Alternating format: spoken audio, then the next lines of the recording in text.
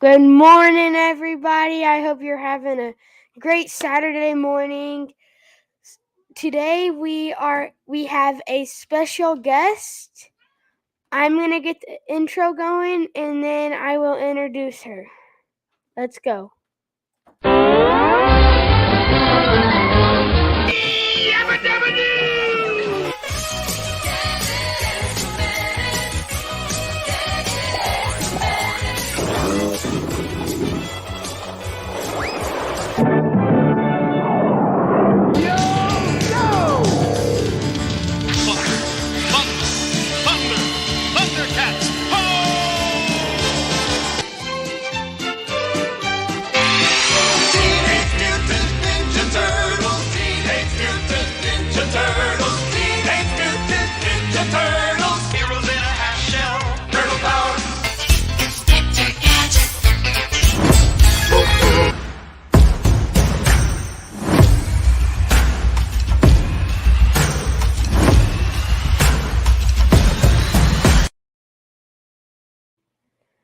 Okay.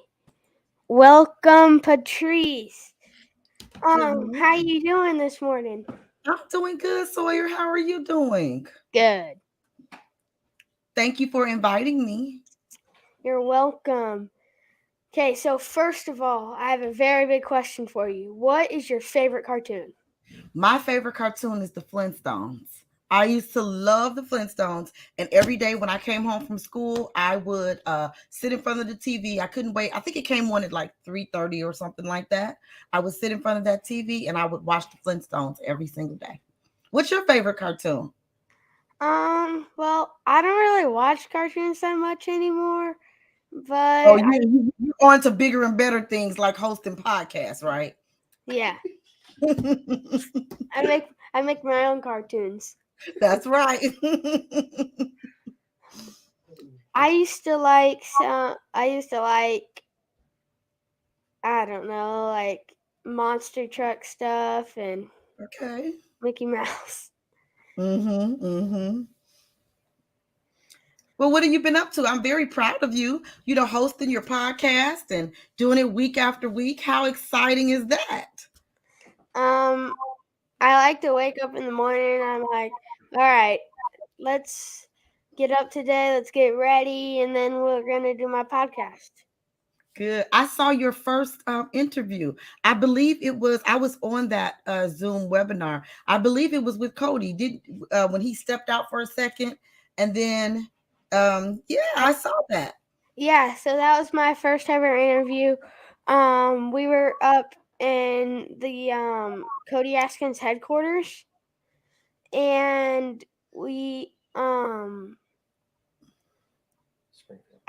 up in Springfield, Missouri. Me and Dad just went up there because he invited us, and then we we are just gonna do like a couple interviews and then stuff like that. And Cody stepped out for a second and he was like, Sawyer, how about you hop up in the chair and you ask your dad some questions and you interview him? So I did that, and then after that, me and Dad did another podcast where we talked about like the insurance agency and how it can like impact your lives with the family aspect of it.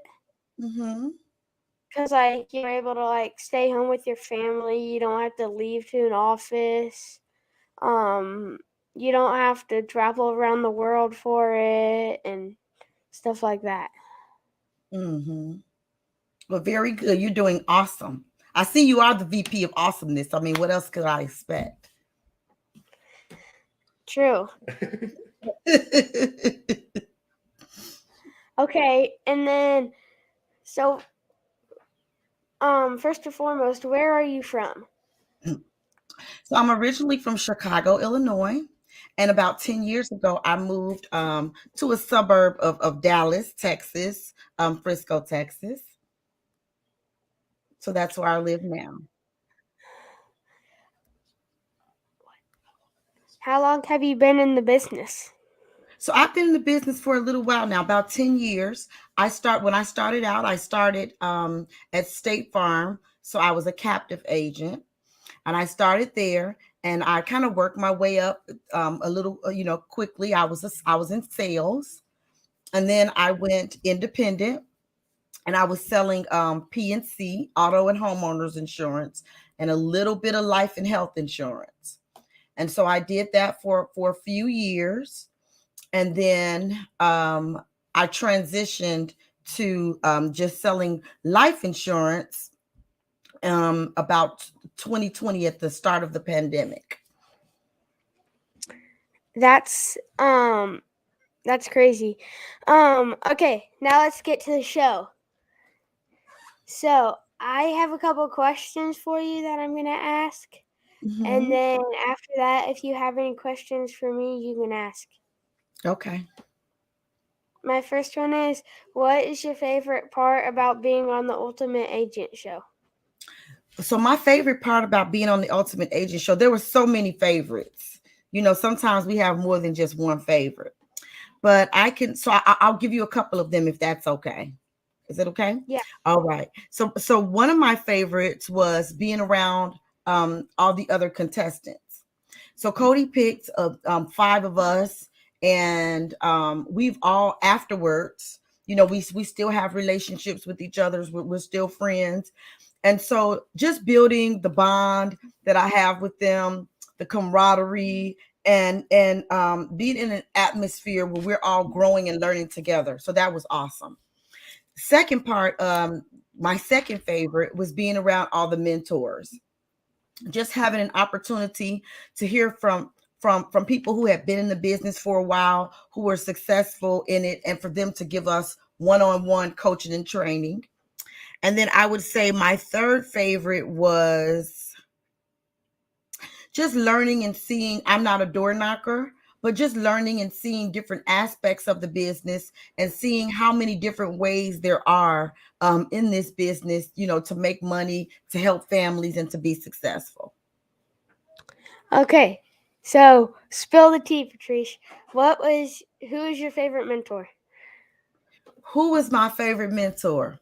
Well, see, Sawyer, here's the thing. I like different things about all of them because all of them bought something different to me. And so I did have a chance. The first mentor that I had was David. David is awesome. I had a chance to ride with him. We went on a couple of appointments together. But what I really enjoyed most about David was the one-on-one conversation that we were having in the car. When he was giving me some tips. We were just talking about everything, but he was giving me some tips on recruiting, on when to know when you're ready to recruit and that kind of thing, and then also giving me tips on how to get inside the door, to door knock, and things of that nature. So David was awesome for me. Also, let me see. When you say favorite, I don't like to be pigeonholed into one thing, as you can see, Sawyer. I don't have like one favorite. Also, let's see. Roger was good for me as well because there was a day that I was kind of having a breakdown, and he was able to pick me back up. So that was awesome. So I didn't have any real favorites. What I did is there were certain aspects from every single mentor that taught me something that actually, Sawyer, I'm doing in my business right now today. So every single one of them was my favorite. So they helped you out a lot and stuff like that? Yes, they did. What is something that you learned about yourself during the show? So now that's a good question.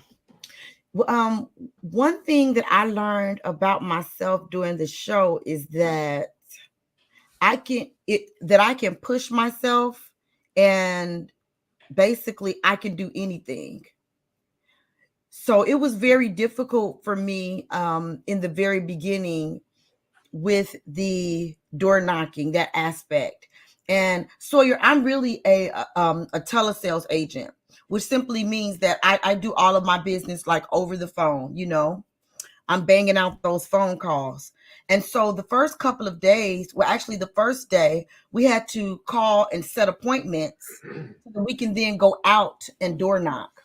Well, that was kind of difficult for me because I'm really not an appointment. I don't really set appointments. That's not my goal or my intention for phone calls. I'm usually calling them and then selling them right then and there as a one call close. So the thing that I learned about myself is that if if I just relax myself and open my mind and be willing to, let my guard down, let the ego down, and soak it in and learn, that basically I can do anything, I can accomplish anything, and I can learn anything. Doesn't mean I'm gonna like it, but I can do that. And ironically, those first couple of days that we were door knocking, those were my most successful days on the show. So yeah, that taught me a lot, just about letting my guard and my ego down, and being willing to accept in and learn new information. Thank you for sharing that. That was really, really good. Okay, so this one's going to get a bit heavy. Uh-oh. Speaking of learning about yourself, what has being a cancer survivor taught you about life in general and business? Yes. So, what being a cancer survivor has taught me. So, I am a breast cancer survivor. So, just a little bit, let me just go back a little bit. So, when I said that I went in, I was working with State Farm, then I went independent, and I was mostly selling PNC. And then I was diagnosed with stage 2 breast cancer. And that was in 2017. I'm all healed up now, thank the Lord. And so, but what it did teach me is, so I was off work for about 18 months, almost 2 years. And I'm a single mom. I have one son. And so what going through something like that taught me is that it's so very important to be positive, to think positive, and to have a just a genuine optimistic perspective about life and whatever we're going through, even when we're going through the toughest times of our lives. I think that's when we really should be thinking, positive about it. And so what happened for me during that time, Sawyer, is I decided to do it differently. I decided to do my journey differently. I decided that what I was going to do is I was going to think positive. I was going to set a goal for the future. My goal for the future was that I was going to be an author, and a breast cancer advocate, a speaker, and I was going to travel the world, be advocating for breast cancer awareness. And so that's what my goal was. And I knew that if I thought positive along that journey, that would happen for me. And how that's related to business is, um, so I had to essentially start all over again. When I was diagnosed, the agency that I was working for was gracious enough to let me sell back that small book of business that I had, gave me a couple of thousand for that. I did live through my savings, and from my one of my life insurance policies, I got a check for $50,000 from a rider that was on my life insurance policy with living benefits. And so I was able to live through that a little bit, but I had to start my business all over again. So that's why in 2020, that's when I got into the digital telesales arena. And how my breast cancer journey has spilled over into my business is it's taught me, because this business, there's a lot of ups and downs. You know, there are times when you're high, there are times when you're low, there are times when you're selling, times when sales might not be so good. If you're recruiting, you have to take time to stop and coach and mentor, and people fall off and people come in. And so what I've learned through my cancer journey is just about being positive no matter what. I have on my shirt here, to trust the process and enjoy the journey. That's what it's taught me. Being positive, trusting the process, knowing that everything is going to be okay in the end, and then being consistent. because consistency is what pays off over time. So being positive, staying the course, and being consistent. Wow, that's crazy. Thank the Lord that you're still with us today. Yes. Thank you. Um, and then I have another one. Is there Mhm. anything specific that you learned on the show that you've been able to use in your business since the show to help you? Yes. So in the beginning, on the very first day, we learned the very first challenge was about making appointments. And so I had never even thought about making appointments, or never even really had to do that. So what I was doing is, when a person would say, "Oh, they can't talk right now," I would just set an appointment, and then call them and follow up. But I would say one of the most impactful things for me has been not only making the appointment, but tying that appointment down, like making sure that there's several steps in there, because even though I'm talking over the phone, it's still a good idea to tie those appointments down, to make sure that they have my name, make sure that they know the time, have them repeat it again, say a few things in there to tie it down. That's been impactful for me. I can see uh my my follow-up rate has increased, and I'm not getting as many no-shows for those follow-up appointments. Hope you guys are taking some notes there. Because Patryce is just dropping some show nuggets. Was there anything embarrassing that happened while you were on the show that didn't get aired? Oh, that didn't get aired. Or that did? Okay, something that happened that did get aired. I'm gonna tell you, Sawyer. So it was intense. It was exciting, and it was a competition. So there were some times where it was what word would I use? Just intense, right? And so Michael was irritating me. He was doing it on purpose, but I didn't realize it at the time, or probably didn't even care. But anyway, he made me so upset. Sawyer, can you believe that I actually cursed on TV? That was embarrassing. I should not have done that, but I was upset. I was so upset. Yep, I cursed on TV. Shame on me. Sometimes you gotta do what you gotta do.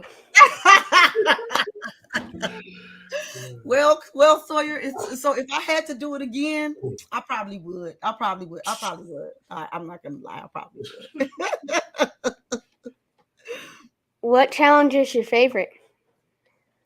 My favorite challenge? That's a good question. What was my favorite challenge?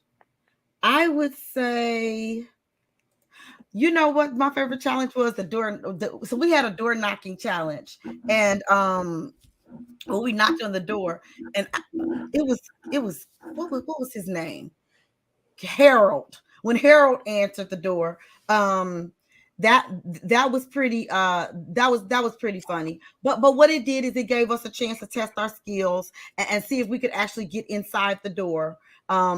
That was my favorite. I thought it was funny. It was humorous. I liked the way they put that together. Harold's comment was absolutely I mean, his costume was classic, and then to get inside and then see the mentor sitting there, it was pretty funny. So I think that was my favorite.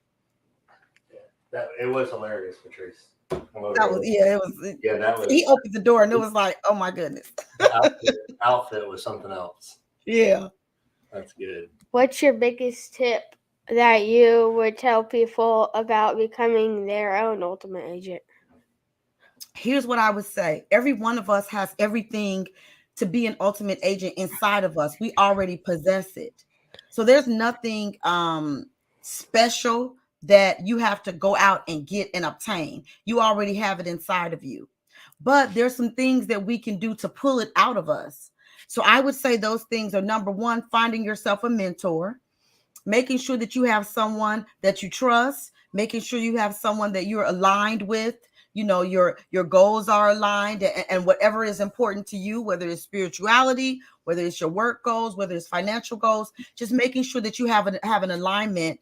And the tough thing about mentors, I will say, for myself and just people in general, is that when you have a mentor, actually realizing that you have to actually listen to your mentor.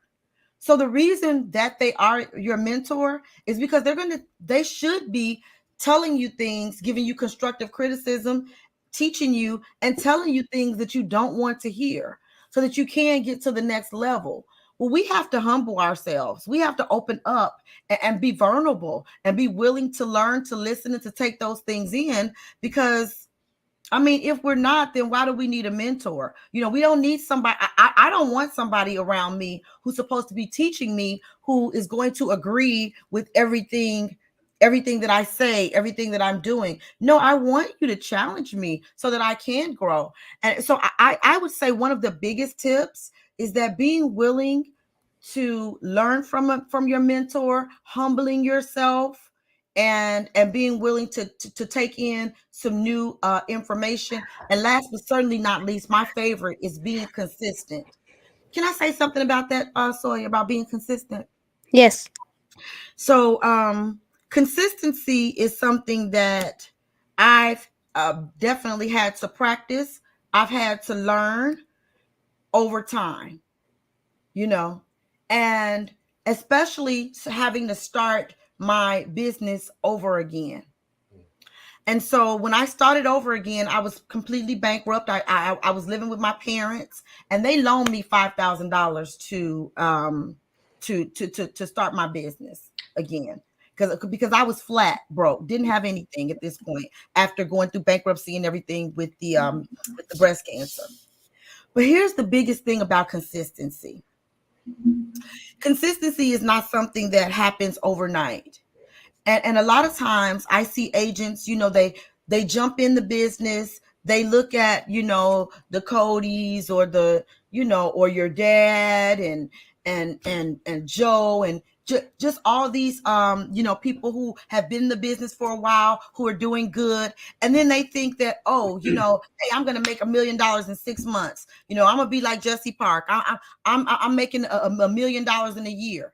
Well, the first thing is that it takes time. And so this is not a get rich quick scheme. It's not a scam. It's not anything like that. It is a business. And it's one of the best businesses out there. But here's the thing about consistency. So you learn something, and then you have to practice it and do it over and over and over and over again. One, so that you can make the mistakes that you need to make.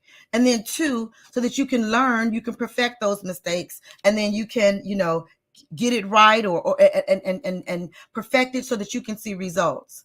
But the biggest thing about consistency is it pays off over time.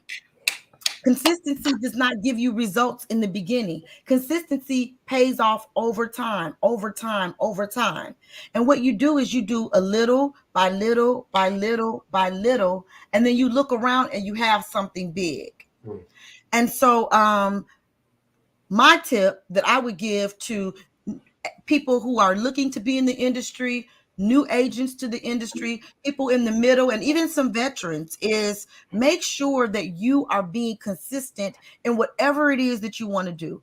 If you buy a new lead source, you can't buy 20 leads and say they don't work. You have to buy leads for maybe 3 months, work them consistently before you make a decision. So everything in this business is about consistency. So that's my tip. So the business is like a slow cooker, like a crock pot. It's not like a microwave or an oven. That's right. That's right. It's a slow cooker. Listen, you smell it, you put that stuff in there, and you just let it, you let it, especially when you do it overnight, Sawyer. Oh my goodness. Has your mom ever cooked something in the slow cooker overnight and you wake up and smell all that deliciousness? Yeah. Yeah. We're like the smoker outside. Exactly. So it just takes time, just being consistent, being patient, being patient. I think that a lot of times, Cody has the 8% nation, and I believe that many of the 92% are failing out because they're not giving it enough time. They're not willing to be consistent. They're not persistent, and they're not putting the work in it that needs to be done, and they're giving up too quick, too soon, and too easy. Like Joe Cameron says, boom. Boom. Okay, what are you most excited about for the rest of 2023? What I'm most excited about for the rest of 2023 is now I am at a point in my career where I'm growing. So I'm growing my business. I'm bringing on agents. I'm mentoring. I'm teaching. And I have an opportunity to pour in what mentors and what people have taught me into other agents, so that I can not only develop and grow a legacy for my family, but I can share in helping and teaching other agents how to do the same thing for their family. So what I'm really most excited about this year is growing and expanding my business and my brand. And then a follow-up question for that. What are some goals you're hoping to accomplish this year and in your business? So yeah, so I do have some pretty lofty goals for my business this year.